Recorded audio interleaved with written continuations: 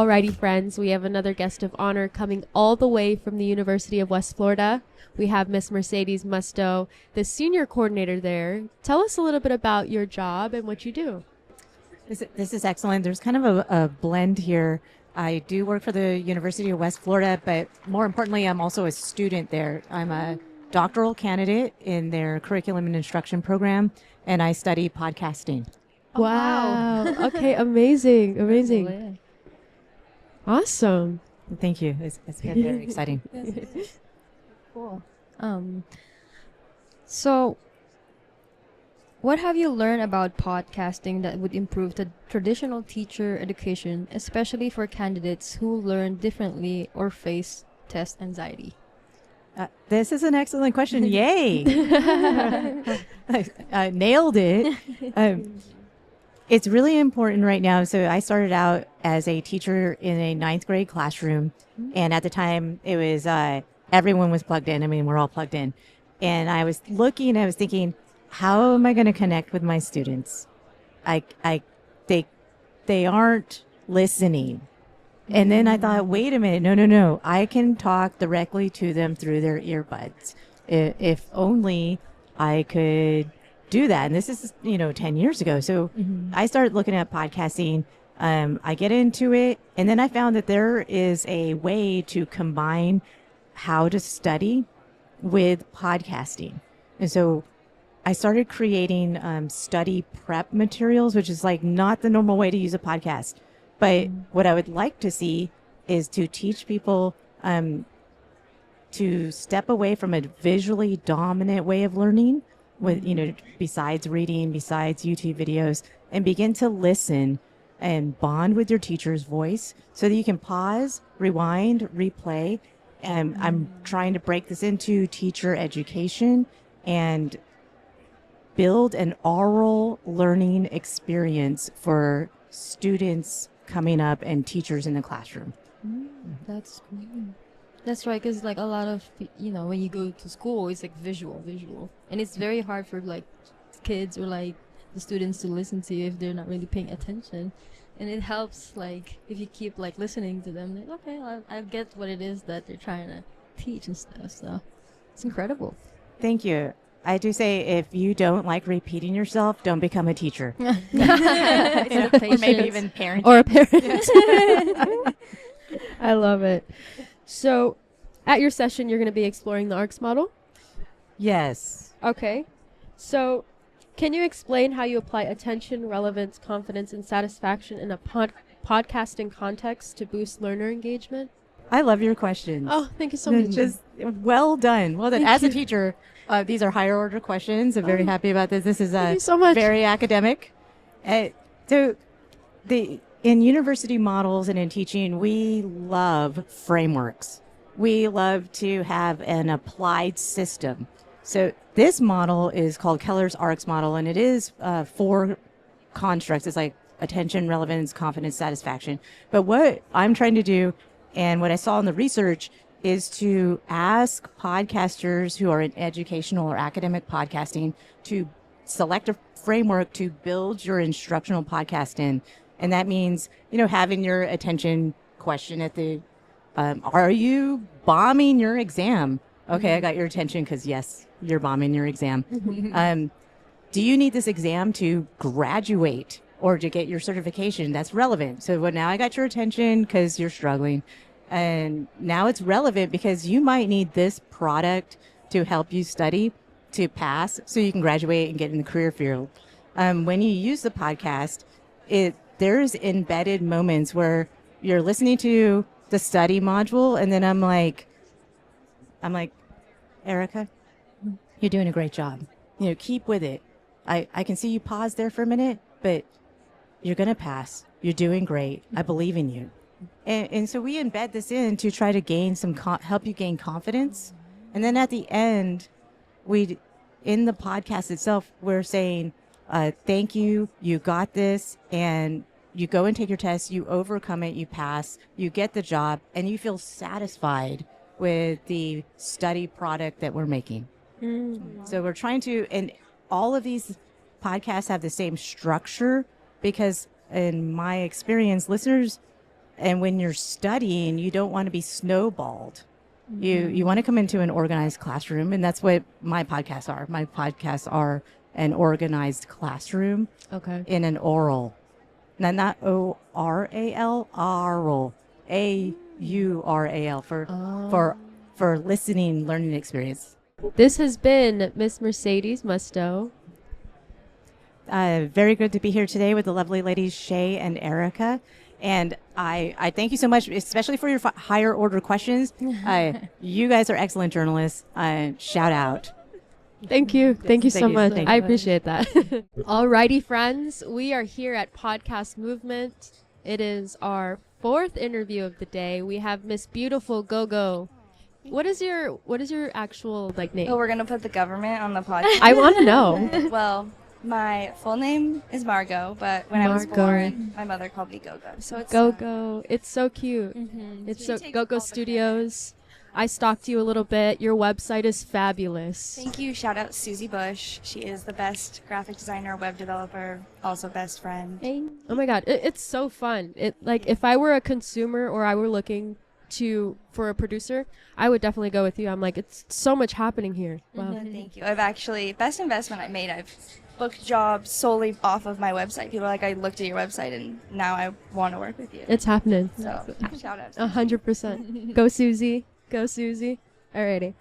So as a producer, what's something you wish podcast hosts knew more about the back end of production? I think I might counter that answer with I think hosts not knowing everything is sometimes a good thing, because they can then focus on what they're good at and I can focus on what I'm good at, which is usually getting them to be their best. So if they're thinking about too much what's going on behind the scenes or what I'm doing behind the podcast or for the podcast, then they can't actually really focus on what they do best and shine. But with that being said, I wish they knew how many times I listen to them say And I can actually identify every single one of my clients' on an audio wave just by looking at it visually. Oh my gosh. But I love you all. You have beautiful I'm gonna go and do a deep dive of all your clients, and then I'm going to put together the for you, and we're gonna have that game. Well, you will only find a healthy amount of in their episodes. So it's because they're still human. We say but we don't need Yes. to have an salad. Absolutely. I've been trying to knock my extra words. It's The hard. likes and the literallys, the Yeah, I'm a bit of a hypocrite. I am bad at those too, but then I produce people to try to be better at them. So it's a journey we're all on. Absolutely. So, how do you approach producing a podcast for a massive platform like Shopify versus an independent show like Talk One? Yes. So I definitely think that I go into them with the same energy. It's more about navigating what I get back. So a lot of the times when it's not a giant corporation, I have a lot more creative freedom and can do things faster. So at a larger company where there's more stakeholders, there's just other things going on and the podcast isn't their priority. I have to learn how I can work my goals and strategies for the podcast into their priorities, which is almost as hard as making a good podcast, because you then have to show the value of every episode, every decision, all the way up to the top. And so I joke that I got a business degree just by working at for Shopify for a short amount of time, where it feels like a short amount of time.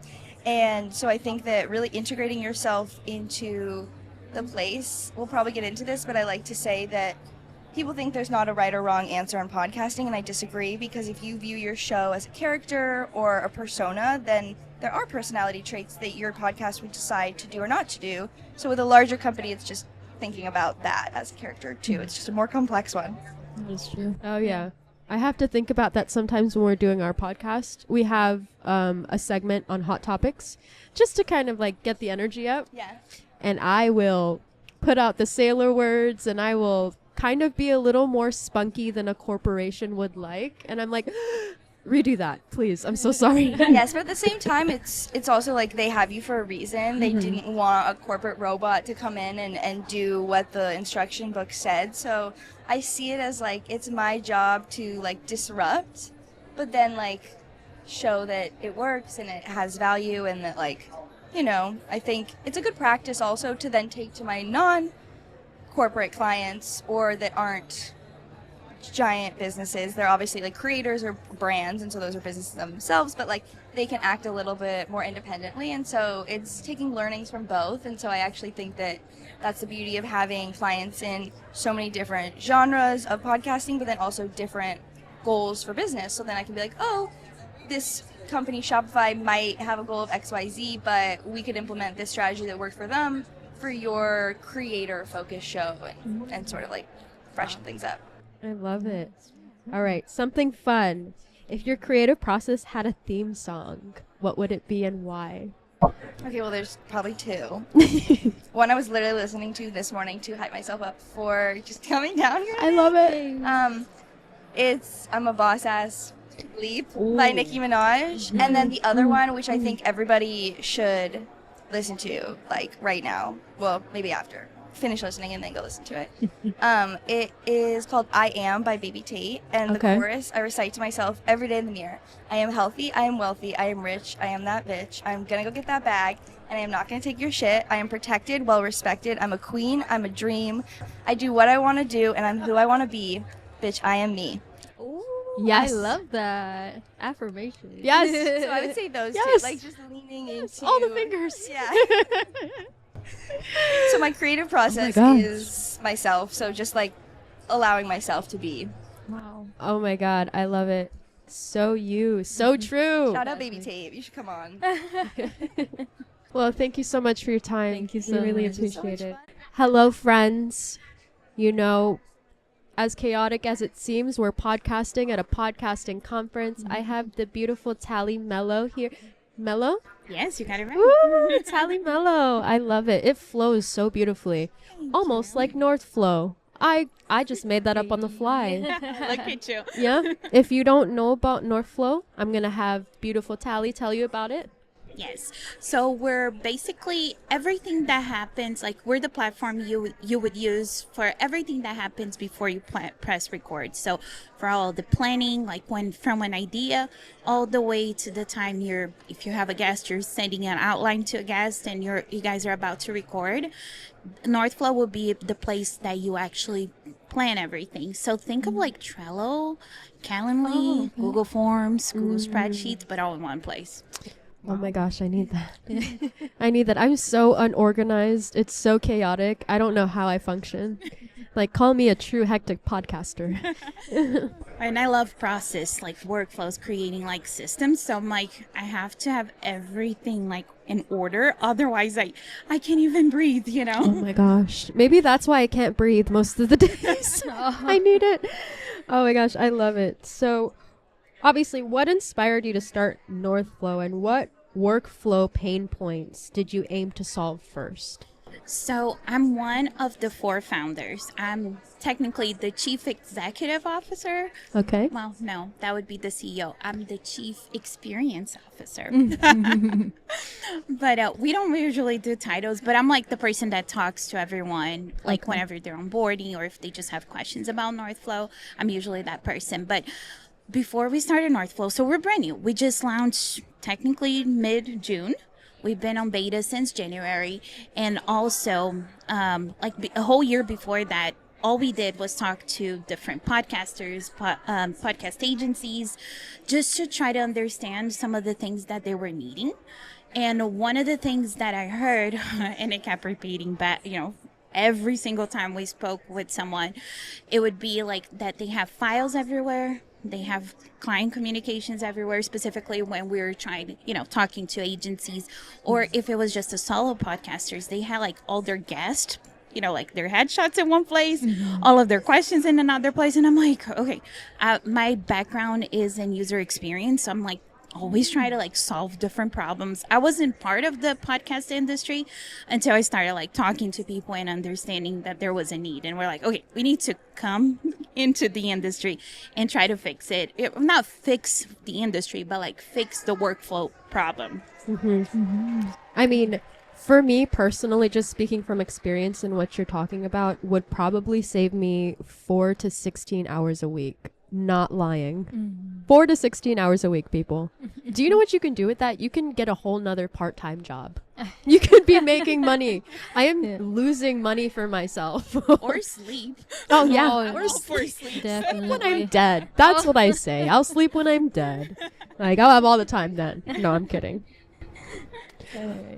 So, behind the workflow, you explore how content teams avoid burnout. What's the most overlooked risk producers face today?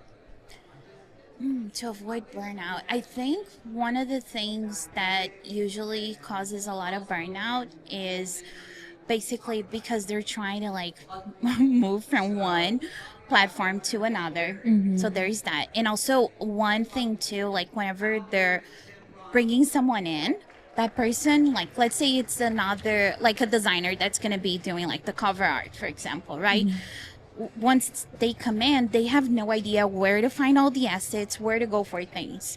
So with like Northflow, the way that we help avoid that is like everything is centralized, like all of the assets, all of that show information, it's all going to be in one place. Would that answer the question? No. It helps Absolutely. with organization and burnout for sure.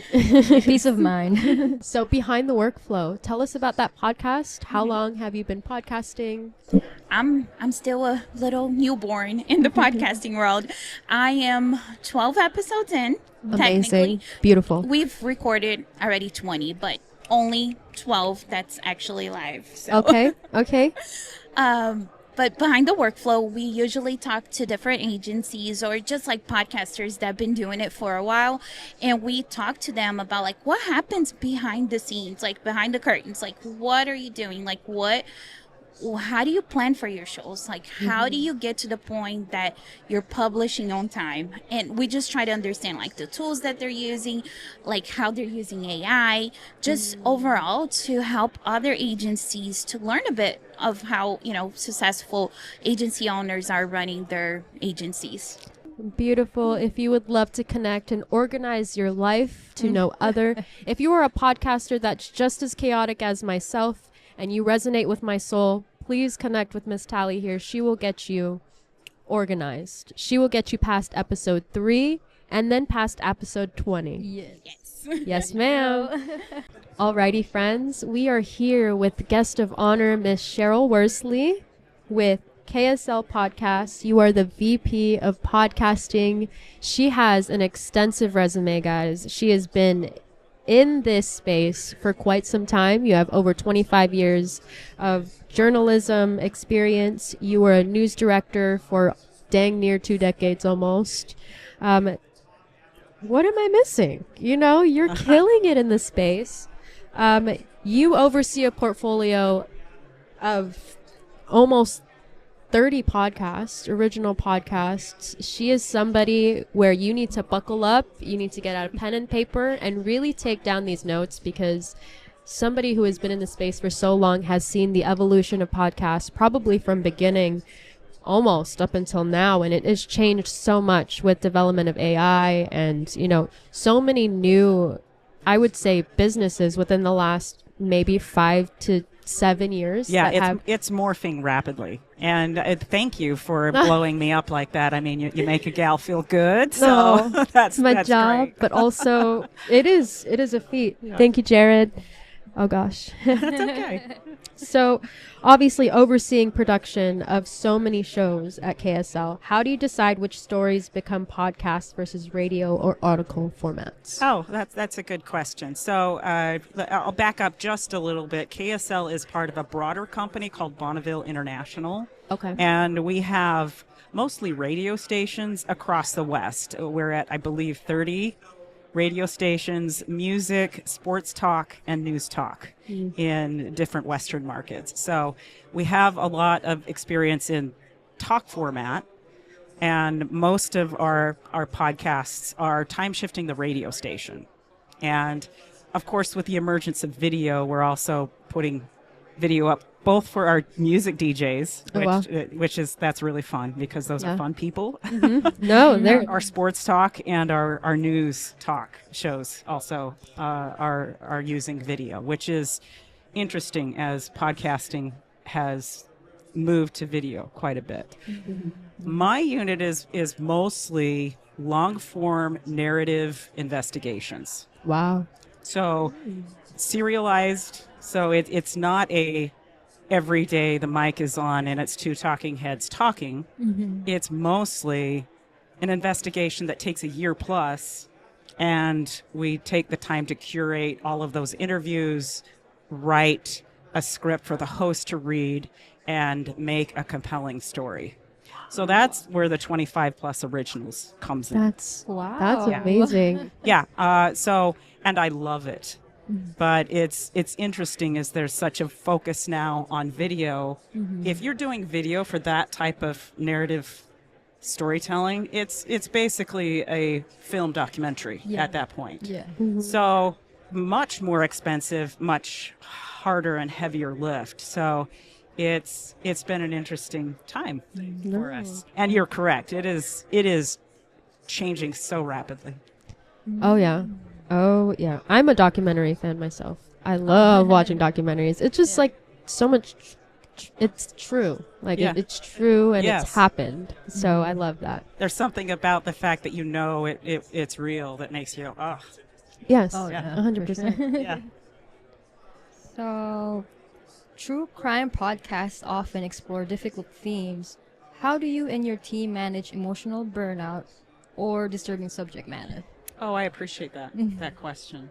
It's tough because I just told you we spend a year plus on the investigations, and if you're the host or the researcher writer on that, you're spending your day 8 hours plus sometimes deep into that darkness, I would Yeah. call it.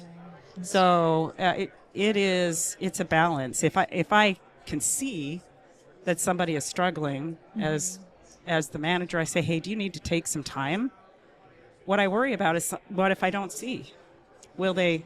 And so I often ask, if you need to take time, please say, because we can, unless we're right up against a deadline, we can make the time for somebody to take a break, take a vacation, take a couple days. Yeah. And we have therapists that we can also refer to that the company pays Oh, for. good. So that is good. But you mentioned the darkness theme in true crime. That is the truth. It's a crime. So there's usually some terrible component to it. But the way that we try to approach our podcasts is that we're focusing on a greater good purpose for even telling the story, because we never want to be we're just going to go for the graphic and sensationalize and just murder. We're not into that. There has to be a good reason for telling the story. Thank you so much. You Oh my bet. gosh. Here we are, friends. Yet another fabulous interview with Miss Jennifer Longworth. Yes, I did it right. Yeah, that's right. I wanted to add an S in between it. Yeah, people do that. Do they? Yes, Oh my they gosh. do that. There's no S in Longworth. Psychology Longworth. thing. I know. Psychology thing right Yep, there. yep, it's not All just right. you. She's a professional podcast editor from Bourbon Barrel Podcasting. She has been doing it for, almost a decade now. Yes. Oh, with Bourbon Barrel. Yeah. That's so cool. Yeah. Wow. So focuses on delivering high quality podcast editing and post-production services with 14 years, probably more now, of prior experience. I Yeah. tried to do the math. Yeah, no, it's more now. More now. Okay. Yeah. Okay. I probably pulled that off your LinkedIn. Bio. It might have been on my website too. I think the Okay. website says 14 years, but I've been editing audio for more like 20 now. Oh, amazing. You've Yeah. seen it from the beginning. You've seen the changes. You've known podcasting before AI. You've known podcasting probably, 20 years. Well, Right at the not- start of YouTube. Well, not all of that was podcasting, but still editing audio. Amazing. Yeah. Okay. So, what's one piece of advice you always offer first-time podcasters that editors often end up reinforcing later? Ooh. I usually my thing it will start with why, but what do your editors end up? Start with the Samsung Q2U and upgrade later. I love it. It's I one love it. thing because the Samsung Q2U is a great beginner mic. It's very forgiving and it's only $80 on Amazon. Oh, And then if you want to upgrade to the Shure later or the Rode later, that's fine. But you can start with it. Just don't start with the Blue Yeti. that is the Oh, consensus it's the of Blue the Yeti. podcast. We are anti Blue Yeti up in here. It is official. Right. We do not speak into the mic like this, people. we want to be podcasting like this. And if you're not a fan, or if you're not familiar with why Blue Yeti does not work, it's just a very this kind of microphone. It's a side address mic, and if Yeah. you use it as a side address mic in a conditioned space, it's an okay mic. It's not bad, but But it's more expensive than a nice dynamic mic that you actually know how to use. period. Oh, that makes sense. Yes. Don't get caught up in all the minutia, people. Go back down to the basics. Yeah. Do not look at all these popular podcasts because I promise it's not going to happen like that for you overnight. Right. Go with the basics, start low and slow, and gradual build up before burnout. Agreed. Yes, yes. 100%. So, when you're not editing, how do you recharge? Oh, sorry. Let me repeat it again. When you're not editing, how do you recharge? Favorite local Lexington spot just for fun, podcast, or a creative ritual? Wow. Okay, so I work for my church too. So it's like trying to balance my church work with the podcast work Okay. and then family life. So my husband and I have coffee together on Friday and Saturday and Sunday mornings. Because that's when our schedules align. And so that's kind of a nice chit chat, just relax, having coffee. Unwind, yeah. Recharge with the spouse. I Yeah. love it. Yeah. It's like a little home grounding moment. Yeah, yeah. I love that. Very cool. Okay. What's one red flag that tells you a client may not be ready to work with a professional editor? Ooh. If they don't know why they're doing it or who their audience is, a lot of time I talk with brand new podcasters. I'm like, well, why are you doing this show? And who's your audience? And if they can't answer those questions, it's probably they don't need me yet. They need to do a lot more internal work before they hit record. Yeah. Because if I say, who's your audience? And they say, everyone. I'm like, yeah, no. Okay, try again. Try again. That's what we want. We want everyone, but that's not how it goes in podcasting. Yeah. I love that. Yeah, yeah.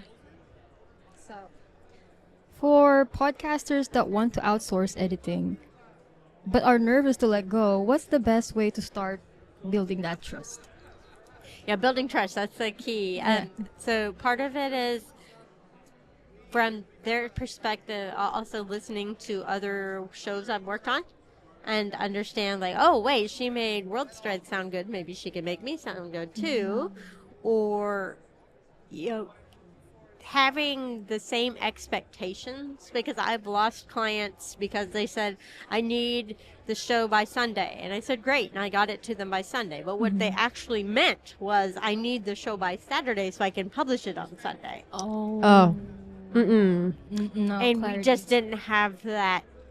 And that was never communicated until it was too late. And it was like, well, we're not on the same page here. So you have to be on the same page. Yeah. And also, when hiring an editor, if it's a co-host situation, have both parties involved, because there was one show I worked with for a while. I interviewed, because they were interviewing editors, and I talked to the one girl. I never talked to the second girl, and the second girl didn't like me at all. Oh. Oh. There's a lesson So there. it's good if it's a co-host situation to have both people involved in the decision making. Well, thank you so much for having me. Absolutely. Thank you so much. Alrighty, friends. We have Mr. Steve Robles, right? Yes. From Riverside. Could you tell us a little bit about what you do and your company? Just giving a little highlight for our followers' knowledge. For sure. Riverside is the best way to record online video and audio content for not only podcasts, but any talking head content. If you want to stream webinars, live stream on Twitch, Riverside can do all of that. And we have a bunch of AI tools to help you edit quickly, repurpose to make magic clips and vertical videos and all of that. And I'm a video producer at Riverside. That's my job there. So if you go to the Riverside YouTube channel, you will see a lot of me there. Oh my gosh, I heard Twitch, and I'm a video gamer, so Yeah. yes, You can yes. stream to Twitch from Riverside. I use OBS, and it's killing me. It's a PIA. Well, listen, and Riverside will pull in comments from Twitch into the Riverside studio so you can see them while you're streaming. You can show them on screen with Riverside, and you can send a message and it'll go to your Twitch account too. All on wow. Riverside. Also, I'm just saying. Shouts out to Are you a Riverside. fan of Queso? No. Okay, he's a video No. game streamer. Oh dang. He's one of Okay. these big ones. Anyway, There's like millions of streamers. there's a lot of streamers. It's popular. Yeah. Yeah. What games does he play? I don't even know. I just see clips of him on TikTok. Okay. He just has funny moments. Yeah. Okay. So you've been helping creators level up video podcasting with Riverside. What's the most common mistake you see new podcasters make on video? A lot of it is, you're going to post that video to YouTube most likely. That's why you're doing video. Yes. And to do that, you do have to think like a YouTuber a little bit, especially when it comes to the thumbnail and the title of your episode. If you've been audio podcasting for years, you haven't had to make a thumbnail. And usually the titles, you just title it what the show's about typically. Maybe it's funny or an inside joke about the episode. But when you publish it to YouTube, you need to think about, how do I package this so someone who's never heard the podcast wants to click it? Can I make a thumbnail that's visually engaging? Can I title it something interesting? And so you do have to start thinking a little bit differently of how you package it. Do the same show you've been doing, but make it accessible to a new audience who will want to click on that video when they see it. Interesting. So you've been producing podcasts for over a decade. What's the biggest shift you've seen in the industry since you started?